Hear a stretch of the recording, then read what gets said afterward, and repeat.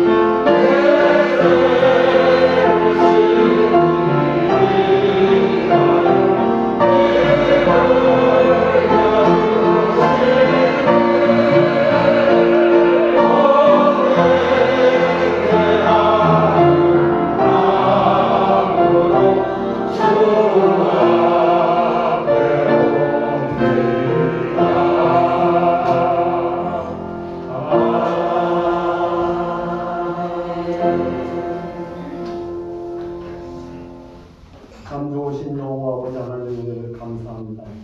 오늘 주님은 거룩한 성일을 저희들에게 허락하시고 주은혜의 모든 성도님들이 주은혜에 함께 모여 주 앞에 예배드릴 수 있는 귀한 은혜를 허락해 주신 아버지 하나님, 이 시간에 인재하여 우리의 예배를 받아주시기를 간절히 원하고 기도드리옵나이다. 신령과 진정으로 드려지게 하여 주시고 몸과 마음과 뜻과 정성을 다하여 주 앞에 예배드릴 수 있도록 인도하여 주시기를 간절히 원하고 기도드리옵나이다. 하나님께는 영광이요 저희들에게 한없는 은혜가 되는 귀한 아버지 하나님의 시간 되도록 축복하시고 함께하여 주시기를 간절히 원하고 기도드리옵나이다. 아버지 하나님이여, 우리가 아버지 하나님이여 이 시간 있는 그대로 아버지 하나님 주 앞에 나왔사오니 아버지 하나님 우리의 죄악을 용서하여 주시기를 간절히 원하고 기도드리옵나이다. 아버지 하나님 크고 적은 죄들 또한 아버지 하나님 알고 모르고 지었던 죄를, 또한 아버지 하나님이여 불순종하여 지었던 죄를, 생각으로 지었던 모든 죄악들이 이 시간 아버지 하나님 예수 그리스도의 보혈의 피로 깨끗이 도말하여 주시기를 간절히 원하옵고 기도드리옵나이다. 그래서 아버지 하나님 하나님의 백성으로 하나님의 자녀로 거듭나기에 부족함이 없도록 축복하여 주시기를 간절히 원하옵고 기도드리옵나이다. 너는 먼저 그의 나라와 의를 구하라. 네 이웃을 네 몸같이 사랑하라. 땅끝까지 이르러 증인이 되라고 우리에게 말씀하신 말씀대로 우리가 살게 도와주시고, 아버지 하나님 악의 꾀를 붙지 않고 죄인의 길에 서지 않고 오만한 자리에 앉지 않도록 주님께서 아버지 하나님 복된 자의 삶을 살아갈 수 있도록 우리를 축복하여 주시기를 간절히 원하고 기도드리옵나이다. 우리의 영혼이 잘되고 범사가 잘되고 강건해지는 놀라운 축복이 저희들에게 임하여 주기를 간절히 원하오며, 또한 아버지 하나님 복의 복을 더하시고 지경을 넓혀주시고 환난과 근심이 없이 오직 예수 그리스도 한 분으로 만족하고 행복할 수 있도록 주님께서 인도하여 주시기를 간절히 원하옵고 기도드리옵나이다. 아버지 하나님 이 시간도 아버지 하나님 우리는 너무나도 부족해서 늘 주 앞에 아버지 하나님 구해야 되고 찾아야 되고 두드려야 되는 저희들의 아버지 하나님이 연약한 믿음을 국민히 보시고, 이 시간 아버지 하나님 주 앞에 구하는 모든 것들이 응답되어지는 귀한 시간 될 수 있도록 역사하여 주시기를 간절히 원하고 기도드리옵나이다. 아버지 하나님 우리가 가정을 위하여, 자녀를 위하여, 또한 직장을 위하여, 또한 사업을 위하여, 우리가 아버지 하나님 건강을 위하여 구하는 모든 것들이 주님 앞에 아버지 하나님 응답되어 아버지 하나님 이 시간 아버지 하나님 이루어질 수 있도록 주님께서 도우시고 함께하여 주시기를 간절히 원하오니, 이 시간 아버지 하나님 인재하여 아버지 하나님 우리의 기도를 들어주시기를 간절히 원하옵고 기도드리옵나이다. 아버지 하나님이여 이 시간도 아버지 하나님 우리 주은혜교회를 사랑하여 주셔서 이곳까지 인도하여 주신 에베네셀의 하나님 아버지여, 아버지 하나님이여 우리가 빛과 소금의 직분을 잘 감당하는 교회 되게 도와주시고 방주의 사명을 잘 감당하는 교회 될 수 있도록 도우시고 함께하여 주시기를 간절히 원하옵고 기도드리옵나이다. 그래서 아버지 하나님 우리 주은혜 교회가 아버지 하나님 날로 아버지 하나님 말씀 속에서 아버지 하나님 성장되고 부흥되어질 수 있도록 도우시고 함께하여 주시기를 간절히 원하옵고 기도드리옵나이다. 오직 예수 믿음으로, 오직 예수 하나님의 은혜로, 오직 성경 말씀으로 우리가 아버지 하나님 든든히 성하는 교회 되게 도와주시고, 늘 아버지 하나님 자라나오나 치우치지 않으고 오직 예수 그리스도만을 바라보고 아버지 하나님 앞으로 나가는 우리 주은에게 되도록 축복하시고 함께하여 주시기를 간절히 원하옵고 기도드리옵나이다. 아버지 하나님 이 시간도 아버지 하나님이여 주님께서 함께하여 주셔서 우리 아버지 하나님 김동균 목사님을 단위에 세웠사오니 아버지 하나님 주님께서 영육간에 강건케 하여 주시고 성령 충만하여 아버지 하나님 우리에게 주시는 그 말씀이 아버지 하나님 능력 있게 하여 주시고 권세가 있게 하여 주셔서 그 말씀으로 인하여 우리가 세상 속에 나가 살아갈 때에 아버지 하나님 빛과 소리의 불을 잘 감당하며 살아갈 수 있는 저희들의 삶이 되도록 축복하시고 함께하여 주시기를 간절히 원하고 기도드리옵나이다. 이 시간도 아버지 하나님 이 예배를 위하여 아버지 하나님 수많은 많은 손길들이 있사오니 아버지 하나님 그들을 축복하시고 아버지 하나님 그들의 아버지 하나님 헌신으로 인하여 예배가 더 아름다운 예배로 이루어질 수 있도록 축복하시고 함께하여 주시기를 간절히 원하고 바라와서 우리 주 예수 그리스도의 이름으로 감사하며 기도드리옵나이다.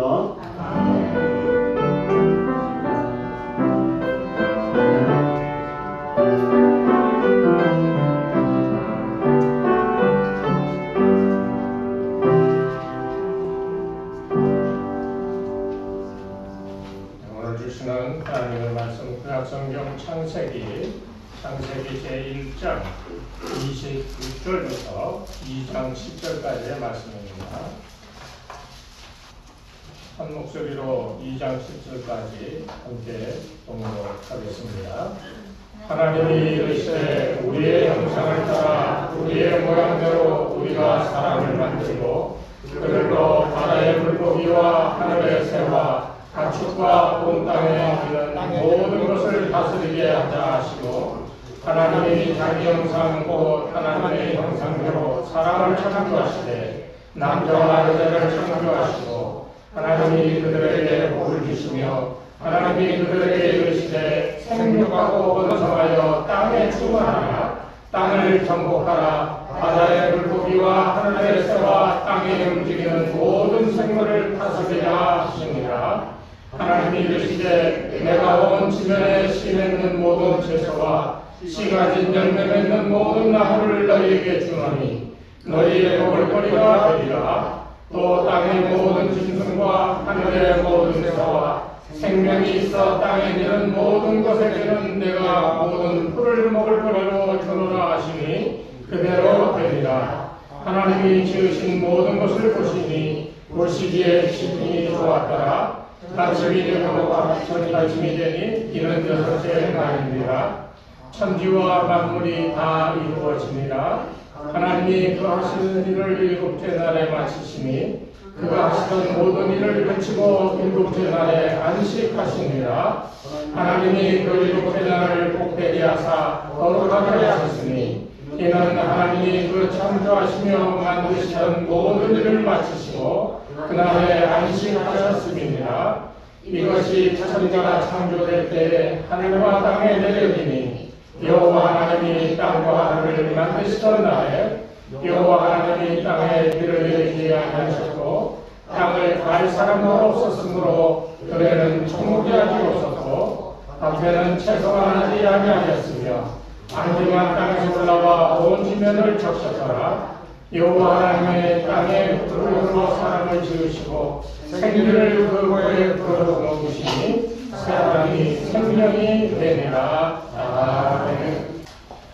부활절 둘째 주일 주님 전에 나와 예배하시는 여러분에게 하나님의 은총이 특별히 평통하게 하시는 축복이 있기를 주의 이름으로 축원합니다. 아멘.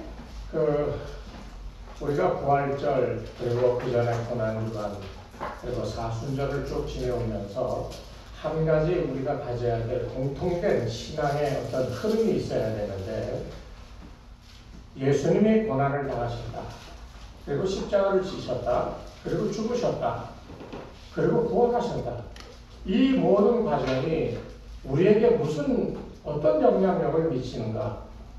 예수님의 고난과 십자가 그리고 부활하시는 우리에게 무슨 의미를 제공해 주는가 하는 것에 대한 분명한 인식이 믿음의 고백이 있어야 돼요.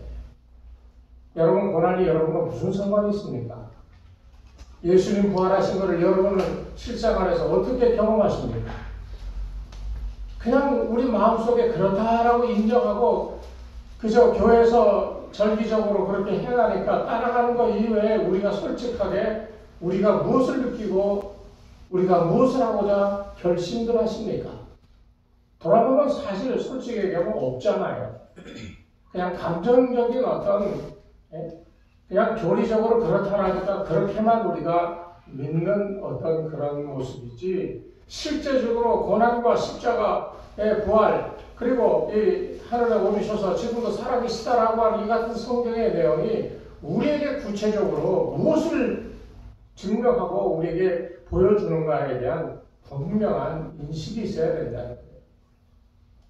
한번 따라해 보실까요? 예수님의 고난과 부활은 우리에게 하나님의 형상을 회복해 하신다. 믿습니까? 아멘. 예수님의 십자가와 그리고 부활은 그것으로 하여금 우리로 하여금 무엇을 깨닫게 하는가? 예수님의 십자가 그리고 그가 고난당하시고 죽으셨다 부활하신 것이 우리로 하여금 우리가 하나님의 형상을 닮은 존재라고 하는 것을 다시금 깨닫게 해 주신다는 거예요. 이 사실을 여러분 마음속에 꼭 기억해야 됩니다. 우리가 세상을 살아가는데 여러 종류의 사람들을 만납니다. 어떤 사람들은요 유물론적인 사고방식을 가져요. 모든 것은 다 이 어떤 가치를 따지는 그런 사람들이 있어요. 얼마 전에 모임 가는데 목사님들이 또 장로님들이 근사하게 돼 있고 그러고 있는데 저는 그냥 자켓 입고 그냥 와이셔츠 하나 입고 그냥 갔는데 비교가 많이 되는 거예요. 그래서 제가 이 사람들은 평상시 이런 가벼운 모임에 그렇게 정장을 쫙 빼입고 나오나 했어요. 그런데 보면 저 자신도 그렇게 생각했는지 모르지만 비교가 되니까 인간적으로 뭔가 이거 내가 많이 저 사람들에 비해서 많이 이게 급이 낮아 보인다 하는 생각이 들더라고요. 아마 여러분들도 이 살아가면서 그런 거 많이 경험했을 거예요. 꼭 그런 거가 아니더라도 이 뭔가 가치가 있는 거와 없는 거의 그 비교를 너무나도 우리가 쉽게 잘하기 때문에 우리 스스로의 가치를 그 높은 가치를 가지고 있느냐 그렇지 않느냐에 따라서 자기 자신이나 다른 사람들을 평가하는 이런 거에 너무나도 익숙한 삶을 살아가고 있다는 거예요. 이 유물론적인 이 시각을 가진 사람들은요, 인간의 존엄성을 잘 모릅니다. 동물과 인간의 구체적으로 무엇이 다른가 하는 것에 대하여 그렇게 많이 생각하지 않아요. 왜냐하면 이 사람들의 시각은 모든 것이 물질화된 시각을 가지고 바라보기 때문에 그래요. 이게 비싼 거냐 아니냐. 애들도요, 저희 때는 학교 갔다 오면 엄마 졸르면서 하는 얘기 뭐였어요? 엄마? 네? 얼마 달라고 그랬어요? 100원만 달라고 그랬어요. 100원만. 그때 100원이면 진짜 뭐 다 할 수 있었어요. 또 어렸을 때 그 나이 또래에서는 100원만 가지면 뭐 사탕도 사 먹고 뭐도 하고 다 할 수 있었어. 아니 100원만 가지면요, 지금은 다 없어졌지만 옛날 명동 입구에 가면 거기 입구에 그 만화 가게가 있었는데 거기 가면 만화를 3권을 보고 아이스 케이크를 2개를 먹을 수가 있었어요. 얼마를 가지고요? 100원을 가지고요.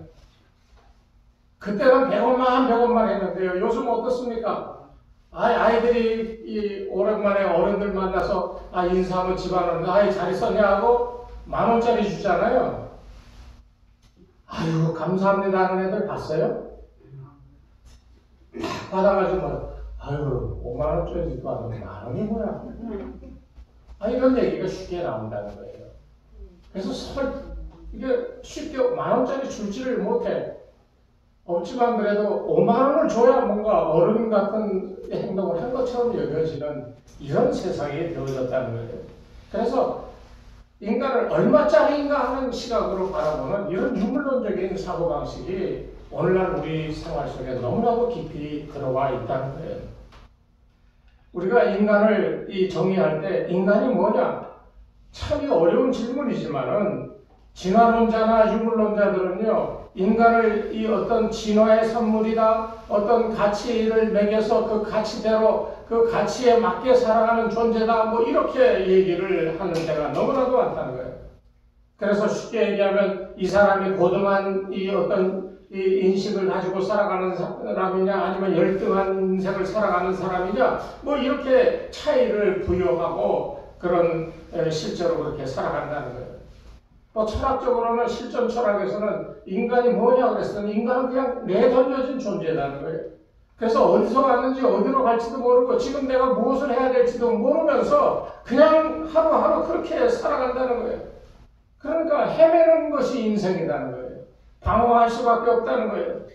그런데 여러분 우리가 중요하게 생각해야 될 것은 다른 거 아닙니다. 가장 중요한 것은 자신이 인간에 대하여 어떤 생각을 가지고 있느냐 하는 게 중요합니다. 뭐 유물론이냐 아니면 뭐 실존적인 철학적 사고를 가지고 있느냐 이런 의미에서 인간을 어떻게 생각하느냐가 아니라 과연 인간이란 무엇인가? 자기 스스로 생각하는 거예요.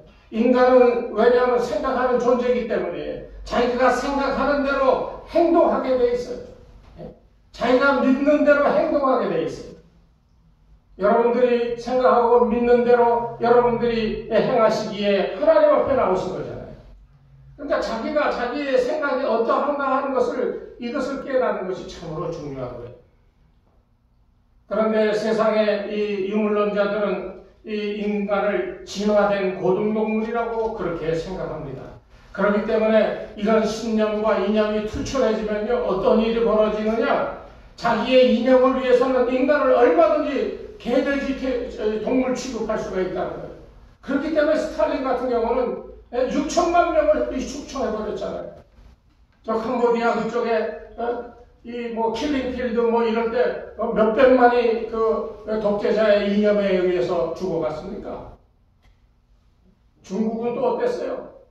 얼마나 많은 사람들이 이 이념 때문에 사람을 동물 취급하며 자기의 이념을 이루기 위해서 저 사람 죽여버려도 된다, 없애버려도 된다, 이렇게 판단하고 실천에 옮기는 것이 이런 유물론자들, 이런 사람들이 가지는 생각이라는 거예요. 이게 얼마나 위험합니까? 오늘 우리가 이 땅을 살아가면서 이 특별히 현대사회에 우리가 조심해야 될 게 이런 거예요.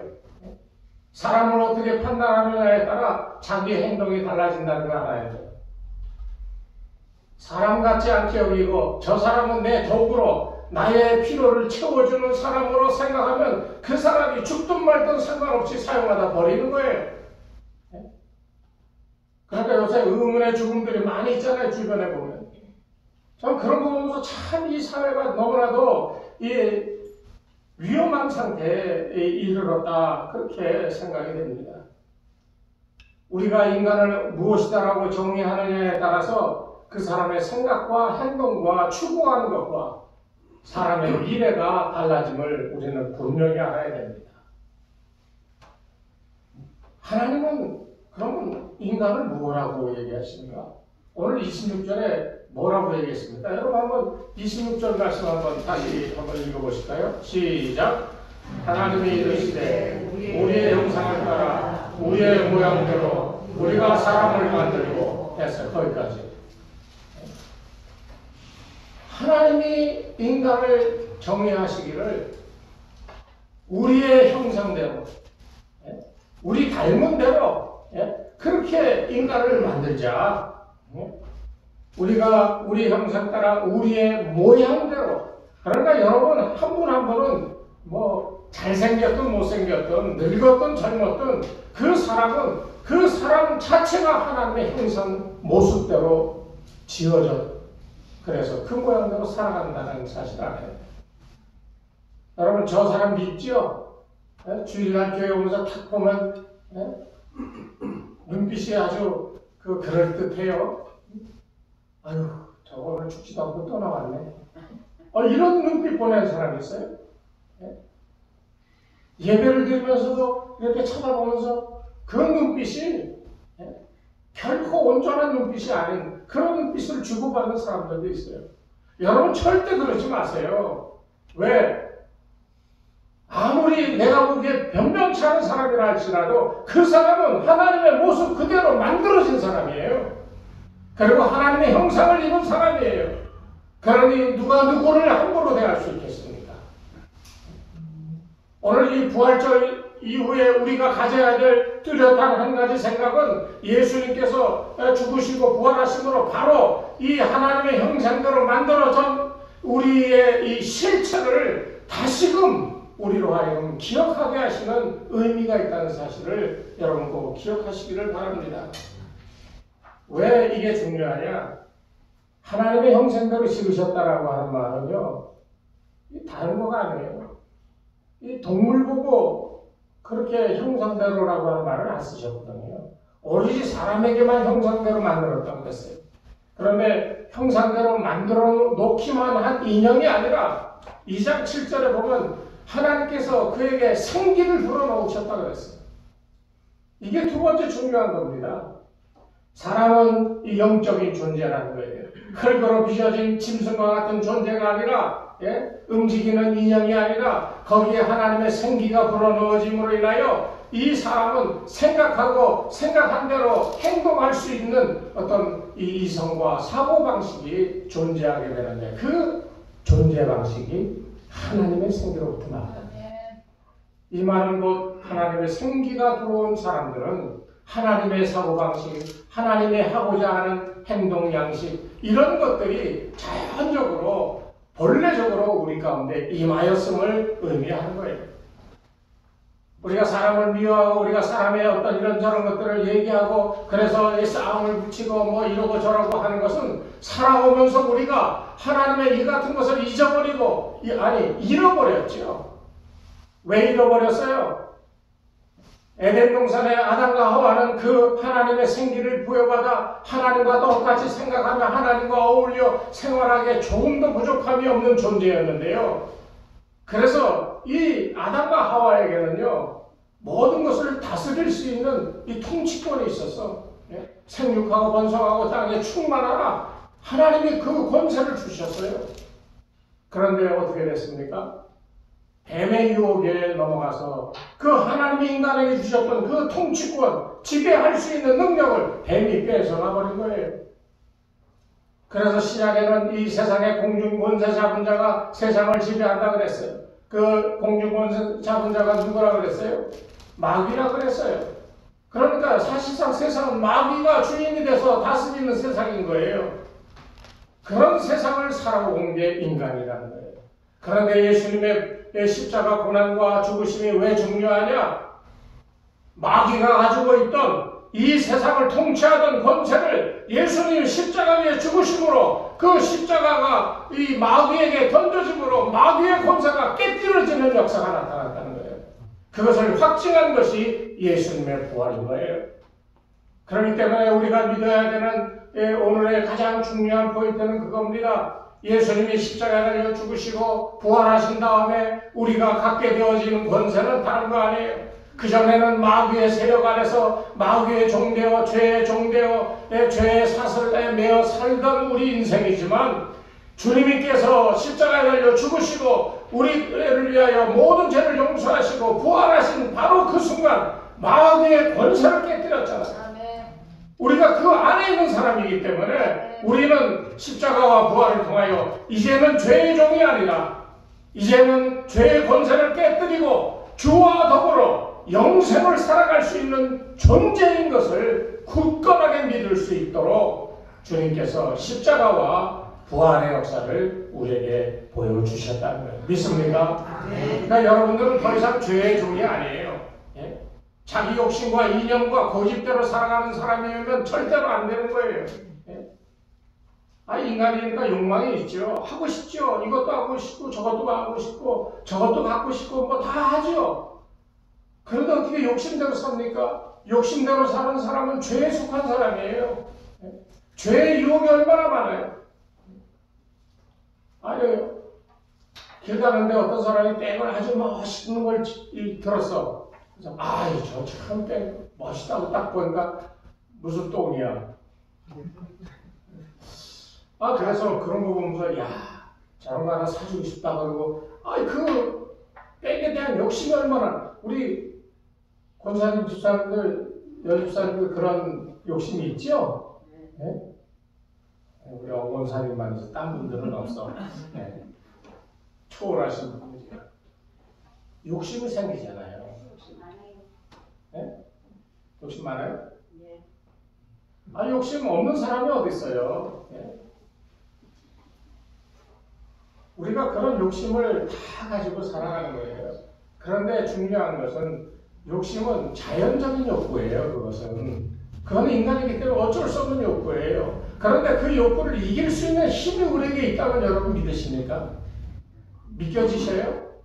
그게 예수의 십자가의 권세와 부활의 영광의 능력이 우리에게 있기 때문에 그런 것을 보고서도 우리가 그것을 다 놓아버리고 오로지 그리스도 안에서 주의 부활하심을 그것을 본받아 우리도 그 삶을 살겠다라고 하는 믿음의 소망을 가지고 살아갈 수 있게 해주는 거예요.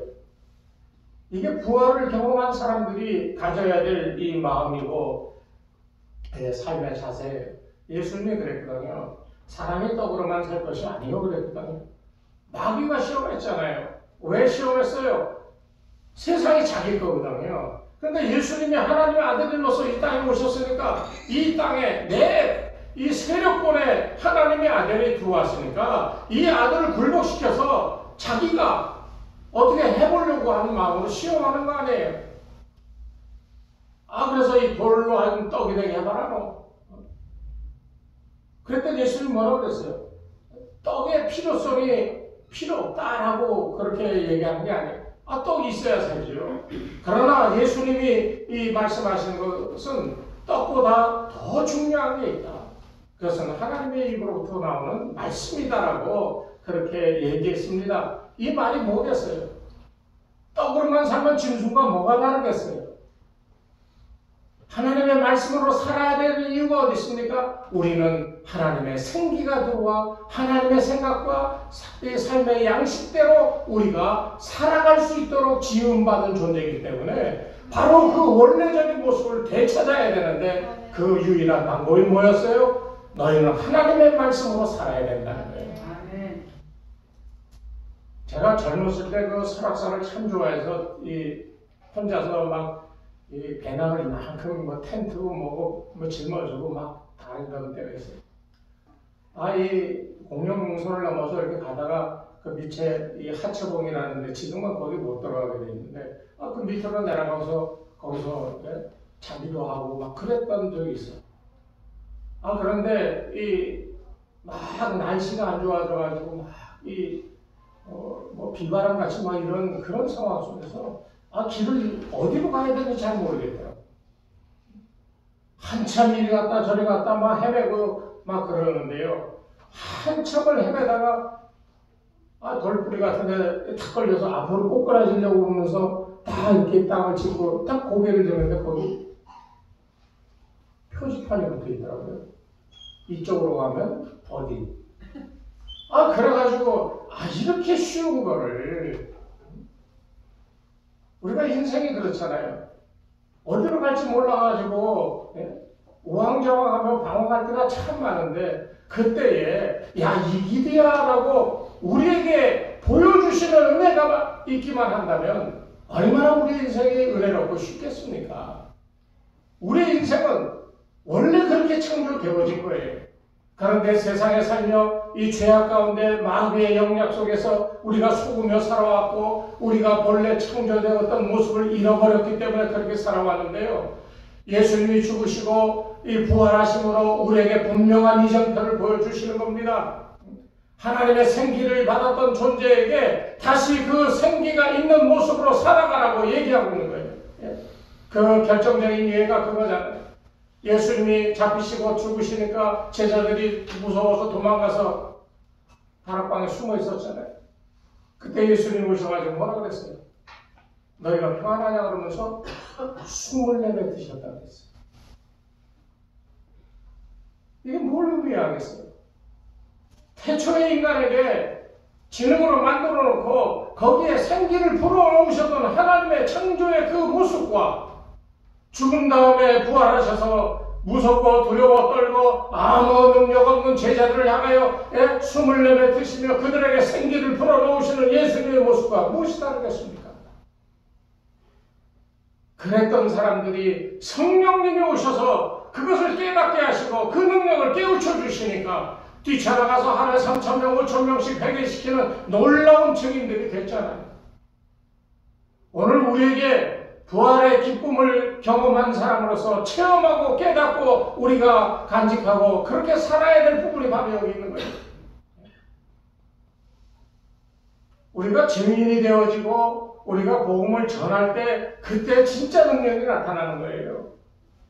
예수 믿습니다. 고난을 겪으신 예수님을 우리가 바라보며 가슴 아파하며 죄를 회개하고 부활하신 주님을 영접하면서 기뻐하며 할렐루야하고 끝나는 삶이 아니라 그 예수님이 생기를 불어넣으시며 예수님이 뭐라고 그랬어요? 마태복음 28장에 보면 사도행전 1장 8절에 보면 너희는 땅끝 가서 내 증인이 되라 그랬어. 야 너희 교회 세워라. 너희 재직회 만들어서 조직을 만들어라. 너희 헌금을 모아서 이런 회계 프로그램을 만들어라.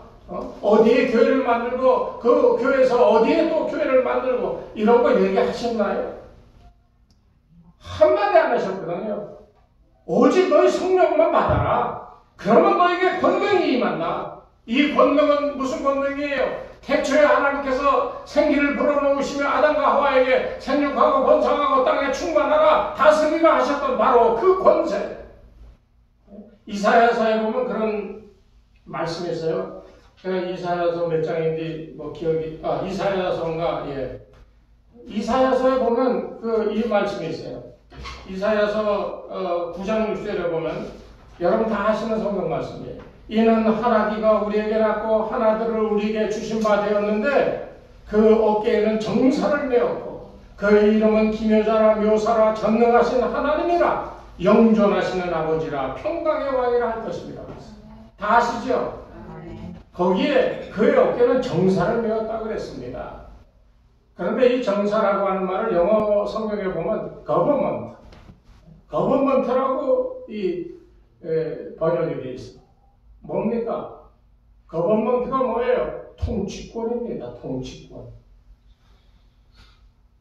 그의 어깨는 정사를 메었다. 이 말은 예수님께서 십자가에 달려 죽으시고 그리고 부활하셔서 우리에게 나타나셨을 때 어떤 모습으로 왔냐?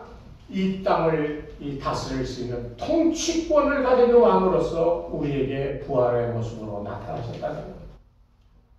그러니까 죄를 깨뜨리고요, 이 세상의 모든 이 권세자원 마귀를 쳐서 승리하는 승리자로서 이 부활하신 주님이 우리에게 나타나신 거예요. 아니, 하늘에서 이 땅에 오실 때 이미 그분은 이런 권능자로, 통치자로, 왕으로서 오신 거예요. 그것을 믿지 못하고 그것을 반대하고던 그 유대인들을 물리치고 제자들 앞에 죽으셨다 부활하신 모습으로 나타나 그것을 증거하고 있는 겁니다. 시편 2장 8절로 9절 말씀에 보면 내게 구하라 내가 열방을 유업으로 주리니 내 소유가 땅끝까지 이르리로다. 내가 철장으로 깨뜨리며 저희를 깨뜨리며 질그릇같이 부수리라. 주님께서 오셨어요. 그 주님께 구하면 주님께서 열방을 유업으로 우리에게 주신다고 그랬어요. 우리가 교회 이전을 위해서 기도하고 그러는데요, 그런 것들을 뛰어넘어야 될 때가 이 부활절 주님을 만난 우리의 믿음이라면 우리가 그렇게 고백할 수 있어요. 아, 주님을 만났는데요. 아, 주님, 우리 이 교회, 주님 이런 문제가 있는데, 이 가정에 이런 문제가 있는데, 내 인생에 이렇게 꼬여서 뭔가 될 듯 하다가 실패만 거듭하고 있는데, 주님, 내가 주님께 엎드려 구합니다. 그때 주님께서 통치권을 가지셨잖아요. 그래, 내가 열방을 너에게 주리라. 아멘. 여러분에게 왜 이 믿음이 없습니까? 부활하신 주님은 우리에게 그런 것을 보여주고 계시는 거예요. 우리가 가져야 될 것은 우리 일상생활에서 오는 피곤함과 어떤 이 마음의 불안함과 우리가 뭔가를 하려고 해도 할 수 없는 처지 때문에 절망하고 낙심하는 이런 이건 믿음의 삶이 아니에요. 이건 패배자의 삶이잖아요. 우리가 죄 안에 있을 때는 뭐가 다릅니까? 예수 믿는다고 30년, 40년 큰 소리 쳐봐야 이런 믿음의 각성과 신앙의 고백이 새로워지지 않으면 무슨 소용이 있어요? 제가 그래서 우리 교회 나이 드신 분들 참 우리 교회는 그런 의미에서 축복받았다고 말이 그거예요. 지금까지 예수 믿던 거 그거 잘못된 게 아니에요. 아, 잘 믿었어요. 그런데 확실하게 도장 찍고 가야죠.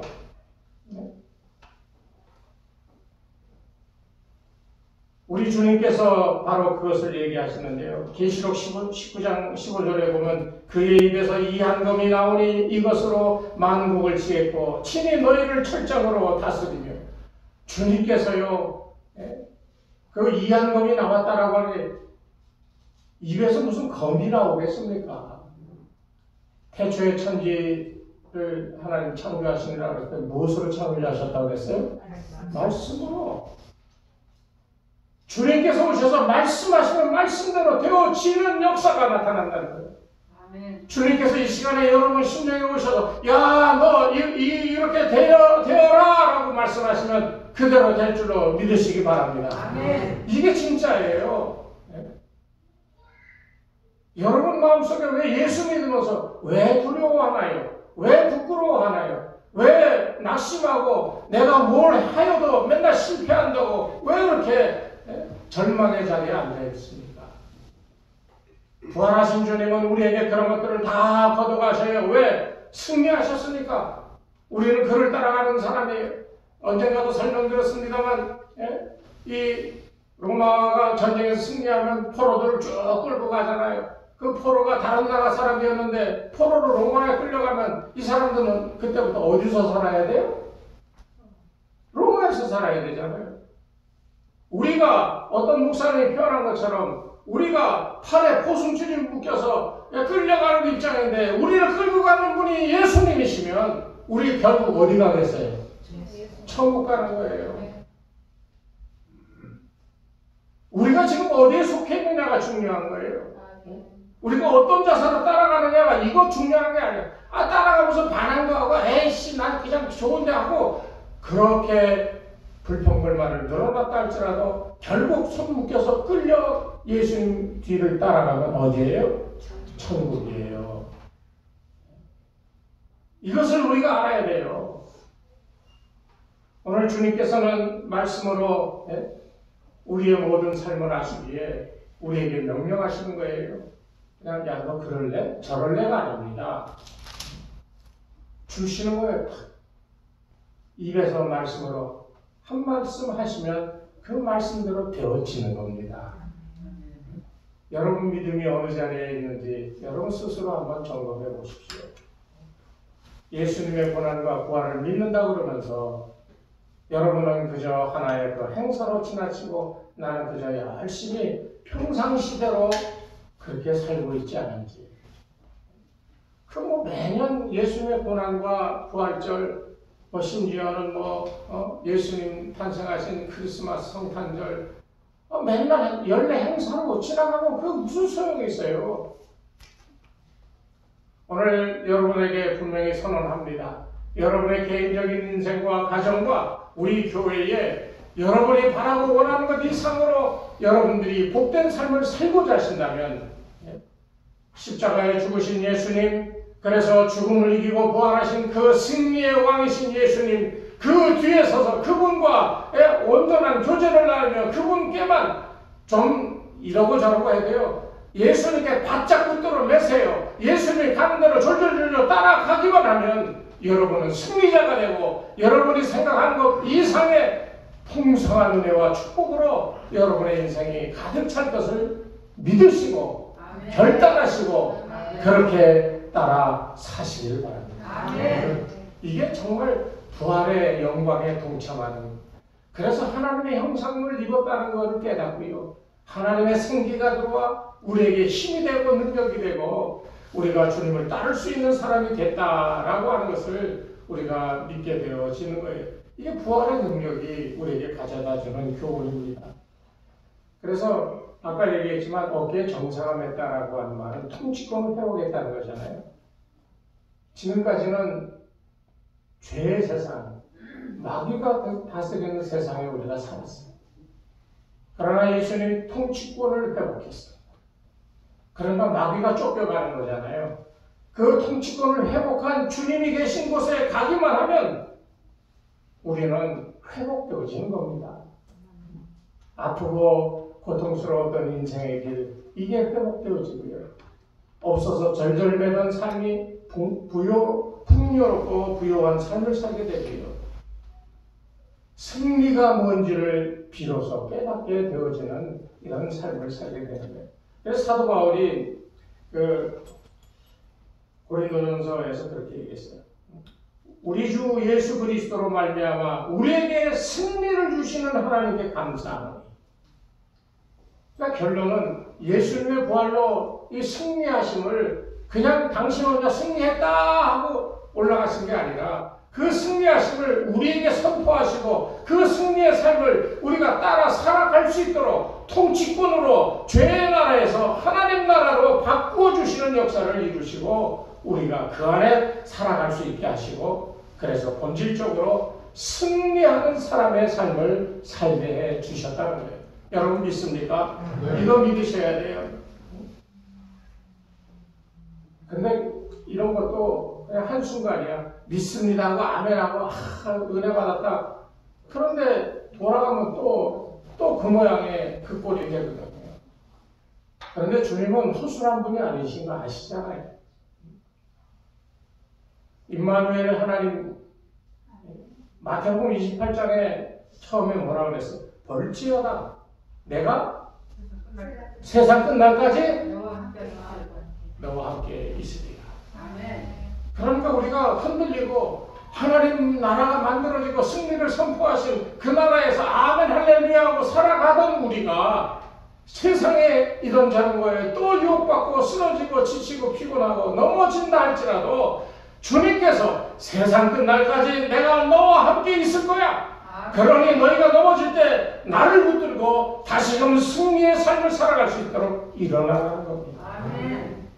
그렇기 때문에 우리의 믿음이 마지막 심판의 날까지 이게 보존이 되어지는 칼빈의 5대 강령 가운데 마지막이 그거거든요. 마지막 날까지 우리를 견인해 주신다. 우리를 이끌어 주신다. 넘어지고 죄악에 빠져 지옥에 떨어지지 아니하도록 우리를 끝까지 버리지 않으냐 하시고 이끌어 주신다라고 하는 견인의 교리가 그래서 나오는 거예요. 오늘 이 시간에 여러분 간절히 부탁드립니다. 세상 끝날까지 여러분과 함께 하시는 예수님을 체험하는 매일매일의 삶이 되시기를 바랍니다. 아멘. 복음의 현장, 여러분의 삶이 복음의 현장이 되시길 바라요. 아멘. 복음을 증거할 때 세상 끝날까지 하나님의 능력의 역사를 여러분 체험할 수 있어요. 그렇다고 여러분 생업을 다 팽개치고 전도지들과 예수 믿으세요 하라는 말이 아니에요. 생업, 그 삶의 현장에 살아가는 것 자체가 복음을 증거하는 거. 왜? 내 삶의 자체가 이 경건하고 이 거짓이 없고 깨끗한 이런 인격적인 모습, 신앙적인 모습으로 이 다른 사람과 어울려 생업의 현장에서 함께 일할 때 사람들이 나의 착한 행실을 보고 하나님께 영광을 돌리게 되어 있거든요. 아멘. 그 같은 삶을 끝까지 견지하며 살아갈 때 하나님은 내가 너와 함께 세상 끝날까지 함께 있을 거라고 말씀하고 있다는 겁니다. 결론을 말씀드리면 예수님의 십자가의 고난과 죽으심 그리고 부활하심은 우리에게 다시금 이 세상의 죄 가운데 있던 죄의 나라에서 통치권을 되찾아 우리로 하여금 하나님 나라에 살아갈 수 있는 길을 열어주셨다는 거예요. 그래서 우리가 깨닫고 우리는 하나님의 형상대로 모습대로 만들어진 존재구나. 깨달음과 동시에 성령의 이 숨결이 우리에게 들어와 성령 충만하여 세상 끝날까지 그의 돌보심과 인도하심을 받고 살아갈 수 있는 세상에서 착한 행실로 많은 이들에게 하나님을 증거하고 영광 돌리게 하는 이런 삶을 살아가게 해주셨다는 거예요. 이것을 우리가 이 부활 이후에 우리의 삶 속에 깊이 깨닫고 이 믿음대로 살아갈 수 있는 이런 사람들이 되어야 됩니다. 아멘. 간절히 부탁드리기는 하나님의 형상을 입었음을 기억하시고 성령 충만하여 하나님이 우리에게 주셨던 다스리고 땅에 충만하고 권세를 가지고 이 땅에 통치권을 갖고 살아가게 하셨던 하나님의 원래의 뜻을 우리의 삶 속에서도 발휘하며 능력 있게 살아가는 그런 여러분들이 되시기를 주의 이름으로 축원합니다. 아멘. 하나님 아버지 감사합니다.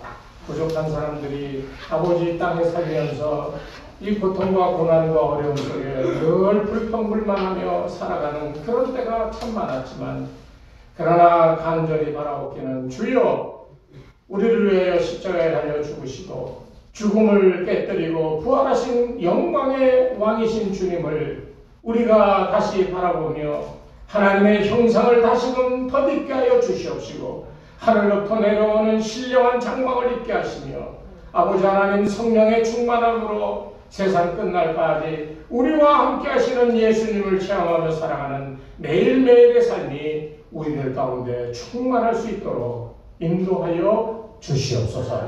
예수님의 이름으로 간절히 기도드리옵나이다. 아멘. 453장입니다.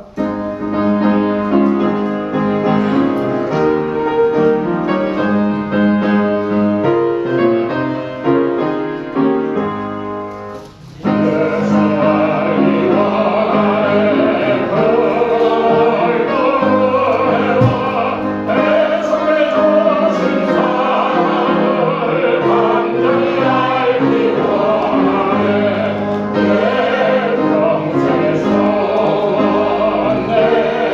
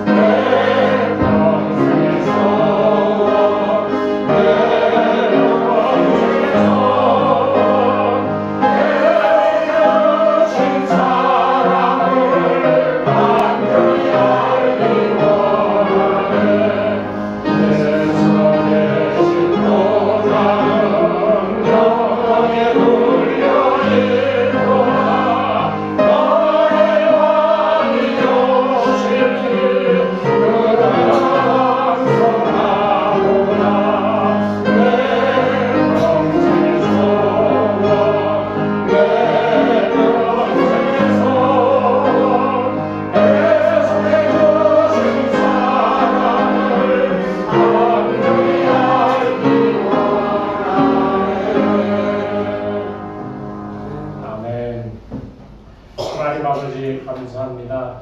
우리의 삶에 친히 오셔서 우리를 주관하시되 삶의 어려운 가운데서 넘어져 그저 그 자리에 머무르지 않게 하시고 일으켜 세우시는 은혜와 앞을 향하여 달려갈 수 있는 힘과 능력을 주심을 감사드립니다. 우리가 이 땅을 살아가면서 아버지 하나님 먹을 거, 입을 거, 마실 거 이것으로만 산다면 어찌 하나님의 자녀라고 할 수 있겠습니까? 하나님의 입으로 나오는 주의 말씀을 우리가 기억하며 그 말씀을 먹으며 그 말씀대로 따라 순종하며 살고자 수고하고 했을 때에 아버지 그 위에 넘치게 쏟아부으시는 은혜와 축복이 있는 줄로 믿습니다.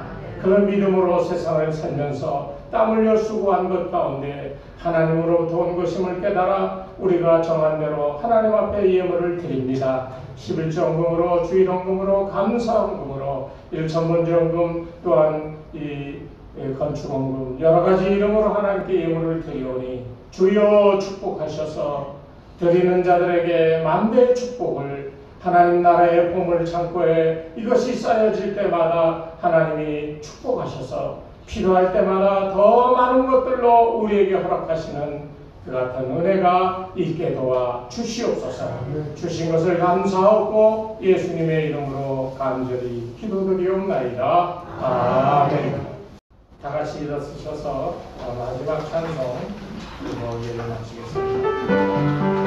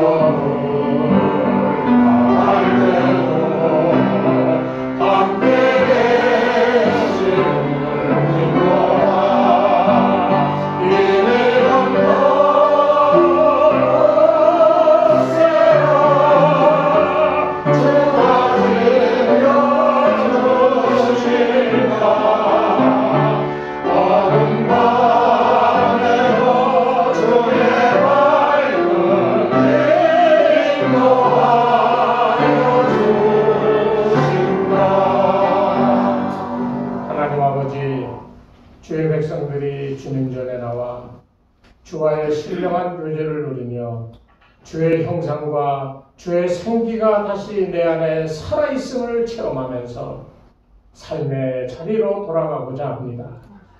매 순간순간 역사하셔서 우리로 부활하신 주님과 더불어 승리자로 이 세상의 권세 있는 자로 통치자로 내 삶을 이 땅을 살아갈 수 있는 거룩한 백성들이 되게 축복하여 주시옵소서.